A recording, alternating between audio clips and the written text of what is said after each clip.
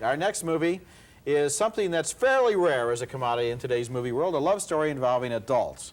Teenage love stories are a dime a dozen. I mean, it used to be teenagers went to the movies to see adults making love on the screen. Now adults go to see teenagers. I don't know. Anyway, I guess they think love stops after you get to be 25, but that is not the case with A Man in Love, a thoughtful and passionate new movie that stars Peter Coyote as a temperamental American movie star who goes to Italy to star in a film and falls in love with Greta Scacchi as the actress hired to play one of his lovers.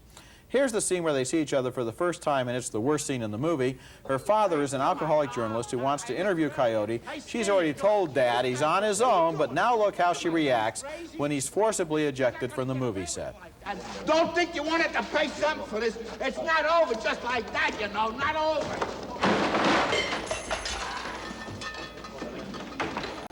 Hey, wait a minute. He's not a dog. He's a journalist. He's only trying to get an interview. Mr. Elliot, that man is my father. Look, I really wanted to do this film. You know, I really wanted to play Gabrielle, but now, as far as I'm concerned, you might as well just take this part and stick it up your... Excuse me, miss, excuse me. The whole timing of that scene seems phony to me, but before long, the movie is back on track as Coyote romances Scacchi over dinner. Will you stay with me tonight?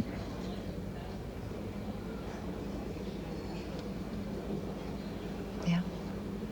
Coyote has a very complicated private life. For one thing, there's his gopher, played by Peter Riegert, a man hired to pick up after Coyote's emotional upheavals.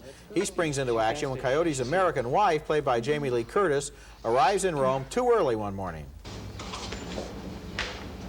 You look skinny. No. You want some sugar? No. Would you rather go outside?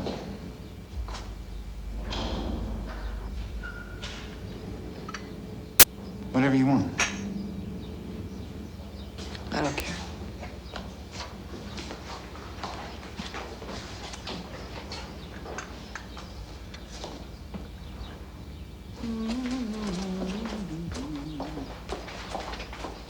One of the intriguing things about A Man in Love is trying to figure out the title. At first, it seems to refer to Coyote falling in love with Greta Scacchi. Then there's a story about Scacchi's drunken father and his love for his dying wife, Claudia Cardinale. Then there's that love that Peter Riegert has for this egotistical genius. But finally, I figured out the person Peter Coyote's character is really in love with in this movie is himself. The movie has great dialogue, complicated emotional situations, and love scenes between Peter Coyote and Greta Scacchi that I thought were, frankly, really erotic. And that's because her character always seems to keep her sense of humor in this movie. Sure, she likes this guy, but she knows he's crazy, and she takes that into account. Good performances, an interesting movie. I didn't think it was an interesting movie because I didn't care for this guy at all. I know he's supposed to be an egotistical bore, and there's a way of making an egotistical bore interesting. For example, Jack Nicholson's character in terms of endearment is sort of egotistical, but he's exciting. This guy, I didn't want to watch him anymore. Peter Coyote is an interesting actor, but I found I wouldn't want to be with him. I didn't want to see his friends serve him. I didn't want to see the women love him.